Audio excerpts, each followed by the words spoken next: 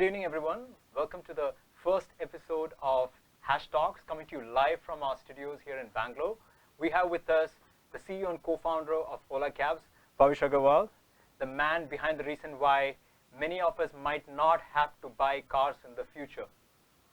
Ola is a very interesting story. Started as a garage startup, right, Bhavish, in 2011, and has now become one of India's largest internet companies, worth billions of dollars, and which is truly transforming the way India moves, and does around more than 1.5 million rides a day. And that also makes you one of the world's largest ride-sharing companies. Yes, Yeah. and it's India is a very exciting place to do business, and to, this generation of mine and the ones coming later, this is the time for India to boom, right? And I believe all of us as the youth of the country have a massive opportunity in front of us. All right, so I just want to probably introduce you very quickly, tell them a little bit about yourself. So Bhavish grew up in Ludhiana, went on to ace the JEE with an AIR 23, and I know a lot of you have questions around that, and we're going to be addressing a few of those in the session. He went on to do his computer science and engineering at IIT Bombay, worked at Microsoft for a couple of years, and then went on to found Ola. And the rest, as they say, is history. So over the last 2 weeks, we have curated questions from students all across the country for Bhavish, and we have selected some of the most common questions. And this ranges right from his JEE prep time to studying in IIT Bombay, to founding Ola, and even some questions around how to handle stress and failure. So I'm going to dive straight in. So Bhavish, thank you once again for joining us. It's wonderful to be here. Welcome. Great to be here. It brings back so many memories of being a student also. Great.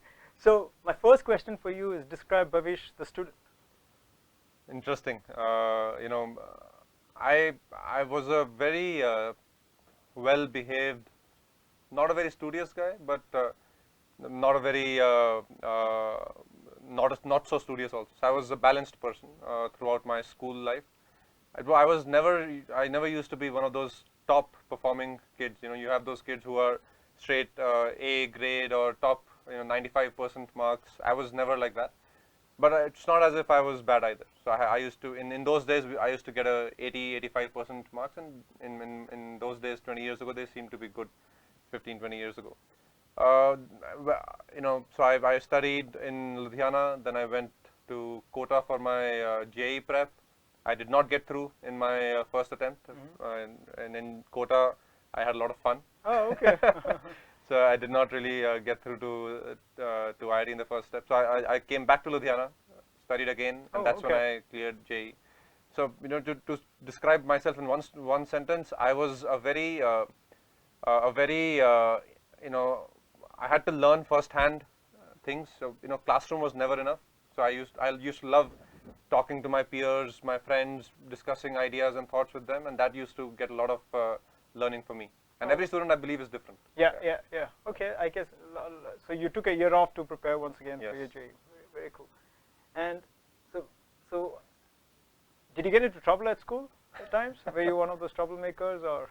Not really, but I think the one time I did get into trouble with my parents was definitely when I didn't clear JEE after living in Kota for 2 years. And my father was of the opinion that I should go into a college and not really stay out for one more year and prepare. But I just wanted to do that. I wanted to get into IIT. So I said 1 year I'll really push myself, and I ended up in a decent place. Oh, okay. Did you play sports at school?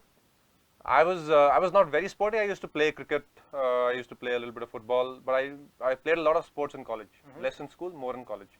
In IIT, I used to play squash. I used to run, and a little bit of athletics here and there. So I was much more sporty in college than in school. Okay. Yeah. So both your parents are doctors, right? Yeah. And did they have any influence on your path to becoming an entrepreneur? Well, my parents definitely influenced my career choices, and it started even before I became an entrepreneur. My father was very clear that I should definitely aim for IIT, even when I was in my 8th, 9th standard. And that got me thinking and researching about what IIT is, what does it do for your career, what kind of peers will you have. And he actually was the inspiring force behind me pushing so hard in my early career to get into IIT. Then after that, you know, a typical middle class upbringing, and the middle class parents would like you to go do a job, go do an MBA, but I was never in that frame of mind. So I decided to do differently. My parents were very supportive, although they were supportive, but I'm sure paranoid. Yeah, yeah. Like most Indian middle class parents would yeah, be. like most Indian middle class parents. Yeah. That what is he getting himself into? Right? This was 2010 when starting up was not a very prevalent fashionable thing to do. Yeah. Yeah, but the first couple of years were tough for me personally to start up, but after that the business started growing, and my parents also saw the early momentum, and then they were very, very supportive. Very cool. So I have more questions on that. Yeah. I'm going to jump straight into, you know, you aced the JEE with an AIR of 23, right? And a lot of students want to know about your strategy. So I have a bunch of questions that I've curated from them for you. You know, when I got my rank, my father said, you could have got number 1. I'm like, Dad, 23 is okay. Well, that's a story of probably every you know, Indian household where what happened to those 2 marks, even if you got a 98? Yeah, exactly. That's interesting. So Ketak Singh and our passport user Balwant Yadav has this question for you. What was a day in the life of Bhavish when you were preparing for the JEE? So do you have any tips from your own study strategy from those days? Sure. And so I will describe when I was preparing after I dropped a year, right? Because that's the 1 year I really studied. The previous 2 years I just had a lot of fun. Okay. That year I used to teach myself because I was at home. I was not in a formal coaching center. I was sitting at home in Ludhiana and learning myself, preparing myself. I had signed up for a lot of these exams. So I used to live in Ludhiana, go to Chandigarh every weekend, do those prep tests. I don't forget the names of the examinations, but I used to do a lot of those every weekend. I used mock tests every weekend, and study myself in the week and go take tests just to understand how I'm doing. What really helped me was I used to learn a lot through first principles learning. So I used to read the book myself, you know, from cover to cover, do a lot of prep, you know, questions from 5-6 different types of books. I had a couple of good friends in my city where we used to brainstorm ideas and thoughts and questions, etc., and you know, try and look at how each one's approach is to each question. But in summary, a lot of first principles learning and first principles teaching yourself a kind of an approach, which worked for me. You know, different things work for different people. For me, it was much more first principles. Understand. Yeah. And did you sort of set daily goals for yourself during the prep? That was again a very specific question that it was. Yes and no. Not really daily, but more monthly and fortnightly and weekly. And then I used to give myself enough wiggle room within a day or within the week, right? Got it. So it was more planned backwards from 52 weeks. What do you need to cover in every week? Oh, you used to do that? Yeah. Oh, okay. Can you tell a little more about that from what you remember? So I used to plan backwards from quarter on quarter, like this quarter and hence this month. I'm sure that helped in Ola as well. Anyways, I couldn't help that, but go ahead. So, you know, what all do we need to cover this month? What all do I need to cover this week? And it helped to have an external benchmark because I was doing these tests frequently. So whatever I used to cover, I used to go test myself, and I could see my rankings go up gradually. In those days, we didn't have HashLearn, right? So I couldn't test myself real time or get my doubts cleared real time. But I was trying to simulate that because it was useful to benchmark yourself periodically. Very useful. So Priyank had this question for you. What separates the top 100 AIRs from the top 500? In my view, it's pure hard work. Right? The more you know, your destiny is in your hands. So the more you work hard, the better you do, and the more you keep working hard. You know, the one thing you do control is the number of hours you put in, and that's the best strategy to follow in my view. So there are a few questions around time as well. So one of our passport users, Dhruv, has this question. How many questions did you practice daily? Now, I don't remember the exact number, but I do remember that for every subject like physics or chemistry or math, I used to have, and for every topic sometimes, 4 or 5 different books where I used to go through every question. And then I used to mark questions which I found interesting, and then sometimes once a quarter or so practice them again. Right. So it was a lot of hard work, but it really helped. Understand. Yes. What was your favorite subject? That question comes from Aslam. I used to really like chemistry. I know it's not the favorite for many people, but I used to love studying about how different reactions take place, studying about materials and all of those things. It was fascinating for me. Yeah. So one of the most oft-asked questions was around time management. So, and I think this can be given in a broader sense as well, right? So, passport users, Ashok Chowdhury, Faizan, and Priyanshu Singh, among many others, the question was, how do you manage time during your JEE prep? And I know you covered it a bit in your earlier conversation, but maybe could you give a couple of tips about how you approach time as a very valuable resource? Yeah. So time is the only resource you have, because for me, and I had 1 year, because the first 2 years were pretty much nothing. For 1 year, I had to study everything bottom up. I had to do my benchmarking exams, and you had to relax also in the middle, right? So it is important. It's useful to plan ahead, right? That's the core of time management. Plan ahead, set goals for yourself, benchmark externally, and have enough time for relaxation. Have 15-20% time for having fun, because if it's not fun, you will not do well. Right? You can spend all the time sitting at your desk and trying to read, but thinking of something else, right? So the whole point is plan ahead and be smart about your time. Don't spend your entire life studying, but balance out. When you're studying, make sure it's very productive. Understand.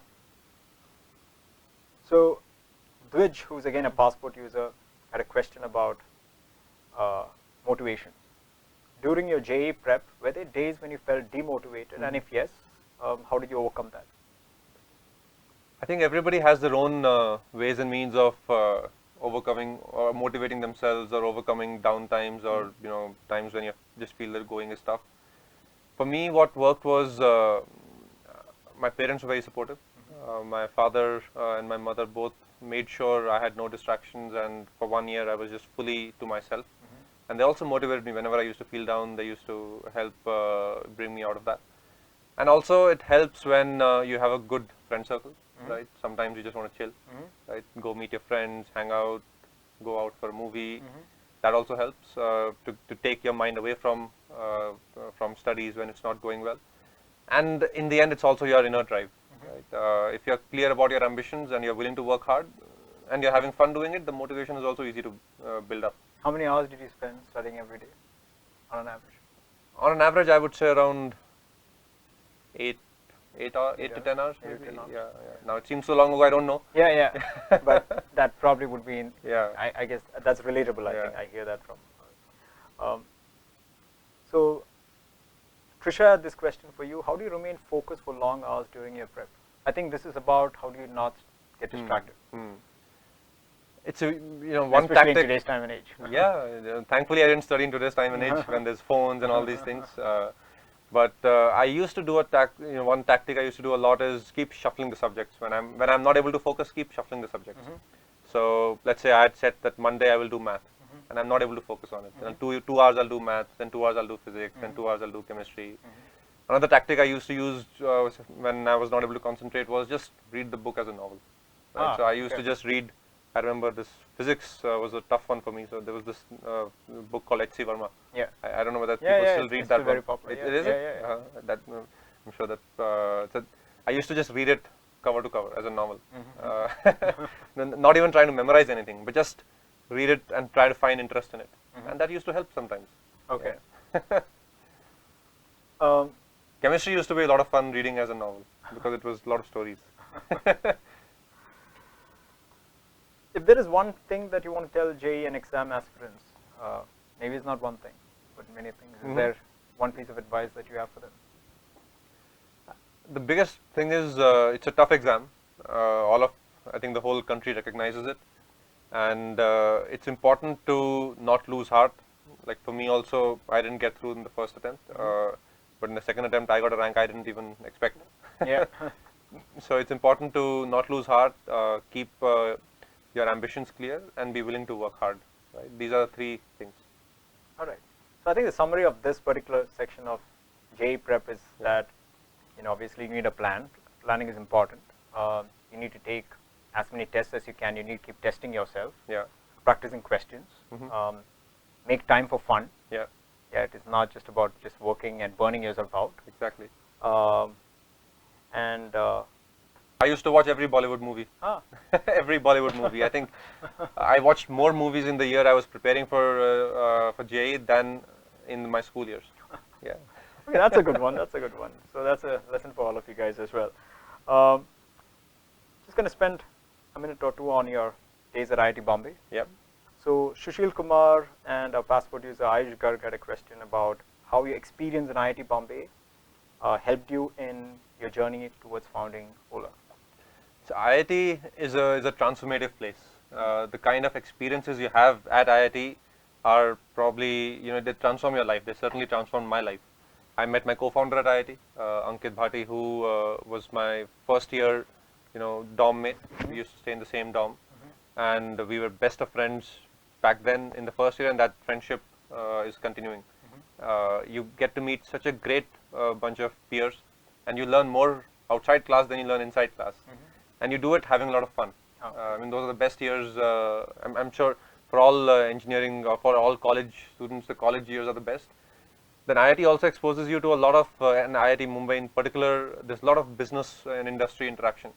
And for me, that was, a window into a completely new world. A lot of business leaders used to come to IIT, and I used to just shamelessly sit through their talks. Many times, I used to go into the management school and just sit through the talks, even though I was not a student there. Because I just used to love watching these business leaders talk about their businesses and their journeys.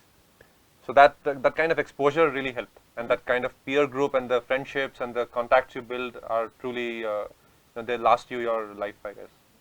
Yeah. Very cool. So, we do something called contest time. Okay. So I'm going to put out a contest for all our passport users here. It's going to come up on your screen now. And the question is, if you've been paying attention to the talk this far, you probably would have the answer. The question is, how many rides does Ola do in a day? It's on your screen right now, and you can start commenting, and the first person to comment will get an atom session credited in your account.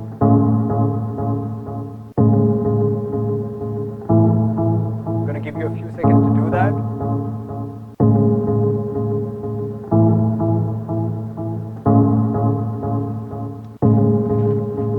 It's not that tough a question.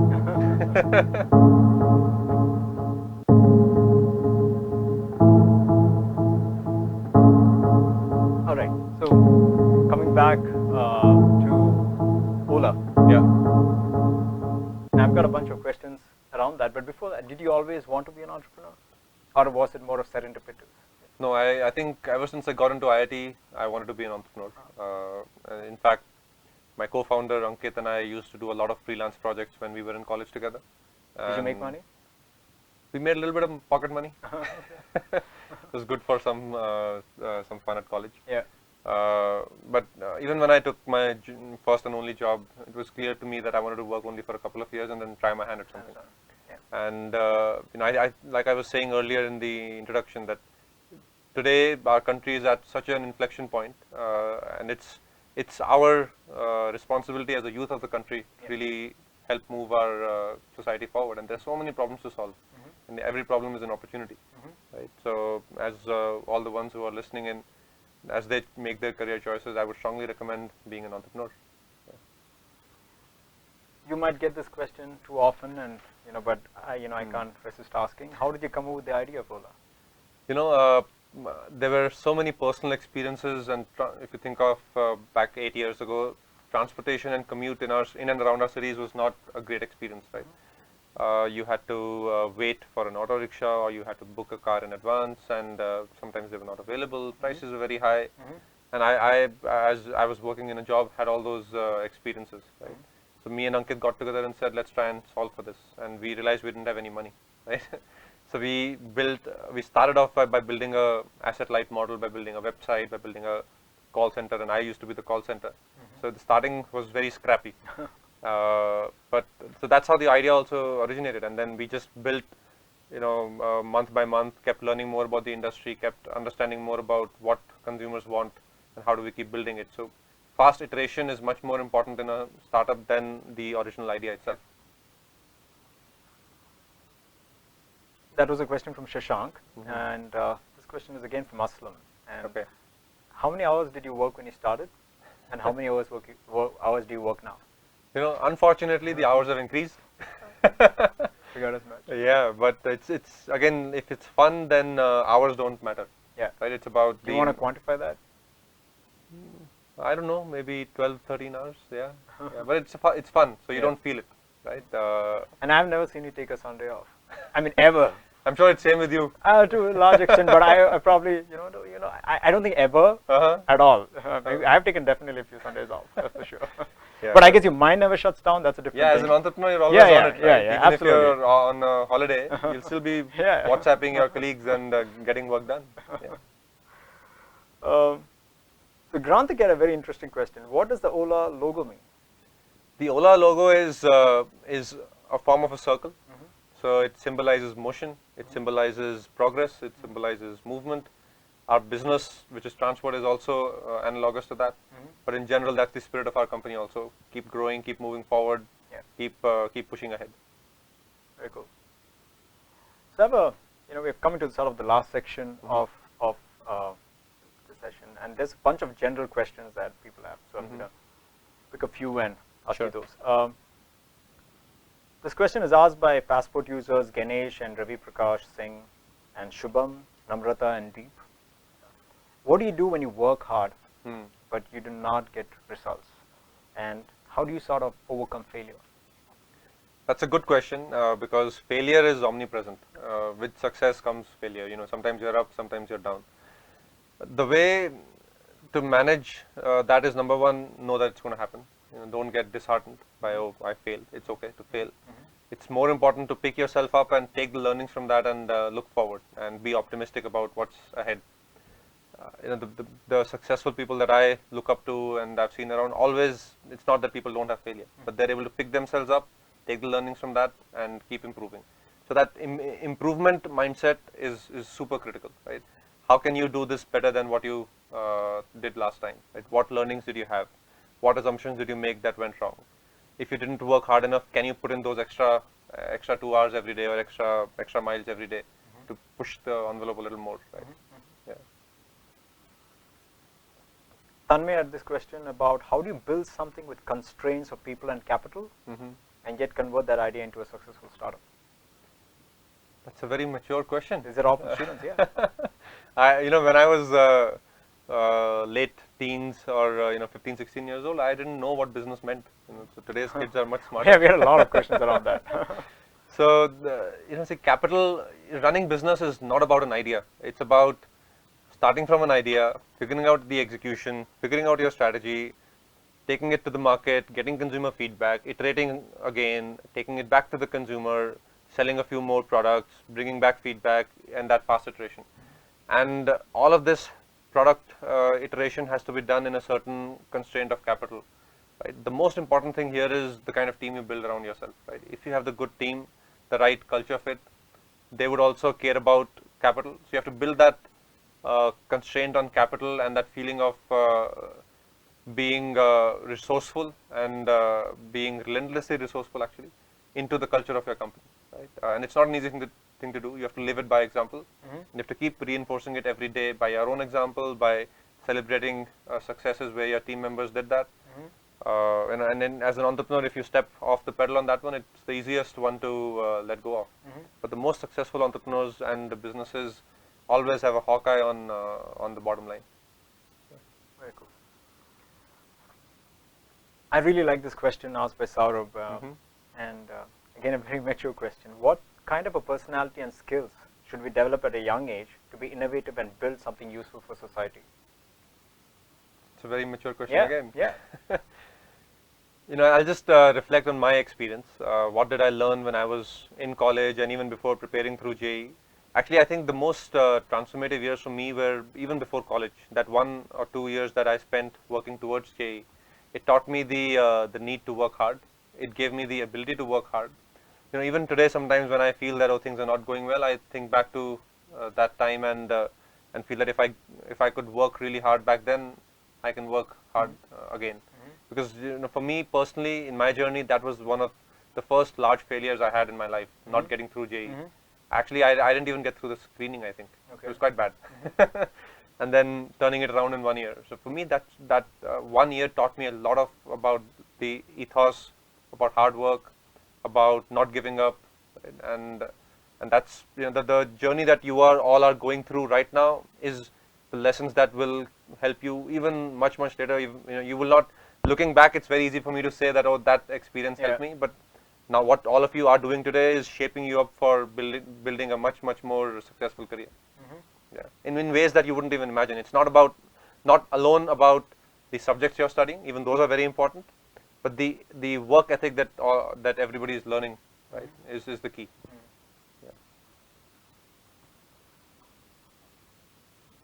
You might like this question. This is from Rohan. I'm in the 11th grade and want to start a technology business, for which I have an idea. Should I continue with my studies or start the business? Tricky one. Rohan, right? Yeah. So Rohan, my suggestion is good to have ideas.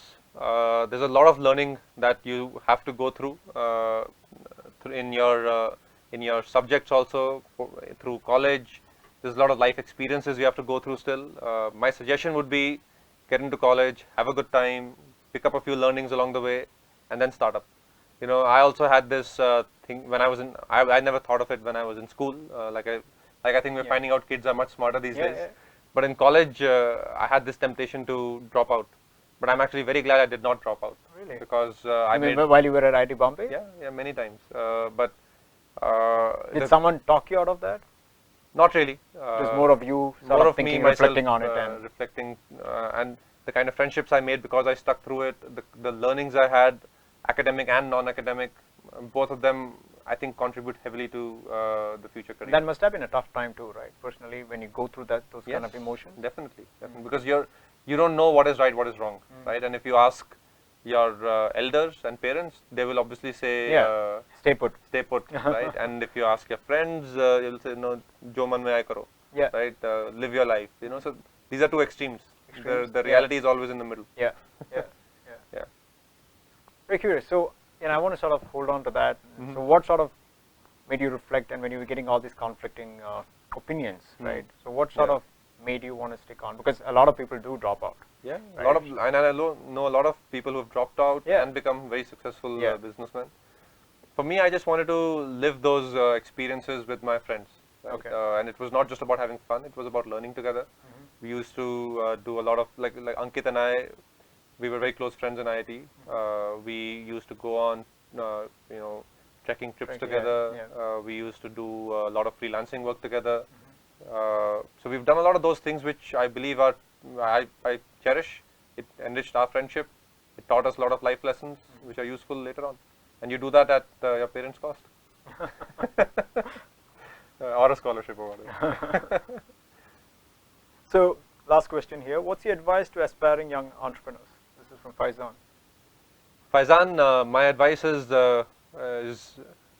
very simple. It might even sound boring. Aim high and work hard, and don't give up. Right? Perseverance.